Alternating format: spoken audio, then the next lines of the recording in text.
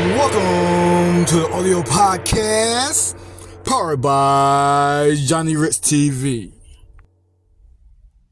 So today we get into it, and we're talking about the Detroit Lions. Jameson Williams has been suspended for 6 games. For 6 regular season games.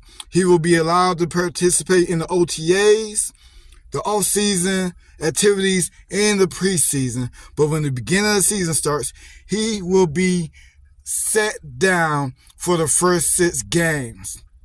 Now, we know last season, Jameson Williams was coming off of an injury, and he missed the majority of the season. And when he got in there, he showed the big play capability. So you wonder why, or most of y'all probably already know now, why he's been suspended for 6 games. It's because of the NFL, right? It's because of the NFL policy about gambling. Now, Jameson Williams was not the only player that was suspended.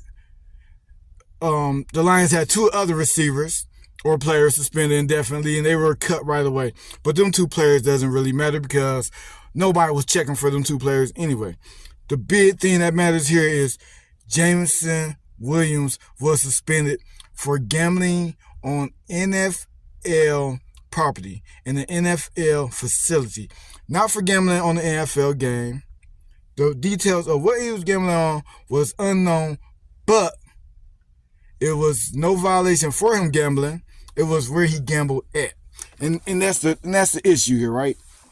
Because we don't know. He could have been taking an ice bath, and went on his phone and said, oh man, I got a deadline. Probably sat in the bed. Who knows what he gambled on? Who knows what he was doing when he gambled? And I want to say this to some of the fans who's giving him backlash. STFU, shut the up. Because y'all like, oh, well, when you're at work, you need to be on your phone. Well, you don't know what he was doing at work. It could have been a break. Like I said, he could have been taking an ice bath. Could have been getting a massage. You yourself is not an angel when you're at work. So stop with the BS right now. It's a frivolous 6-game suspension, if you ask me. It should not have been handed out. It should not have been handed down. The NFL seems to have the Lions as a target because out of 32 teams, only 2 teams had players that was caught up in this gambling scandal. Like, really? Only 2 teams. And the other team only had 1 player that was caught up in this scandal with gambling.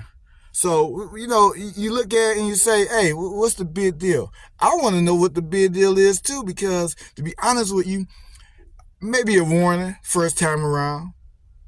But then again, who knows? What's this is first time around?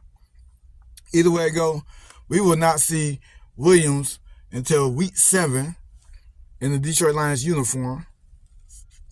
And I think Jared Goff has enough to perform because he was performing without Williams. So let's not act like Williams is he's definitely a downfield threat, a speedster. Somebody who changes the complexion of the defense because they had we don't know that. Game plan for him, so to say. But Jared Goff, Marvin Williams, St. Brown, it's enough weapons for them to still get it done. Khalif Raymond. But I would like for the NFL to, lighten up on these rules. You're taking the fan experience away. And this is what it's all about for me. It's about the fans. So now the fans, the Detroit Lions fans particularly, has to go through the rest of the season wondering, okay, so is this guy going to show up when the regular season starts? We got to wait till week 7. We know 7 weeks is a long time. The NFL season has not even started yet.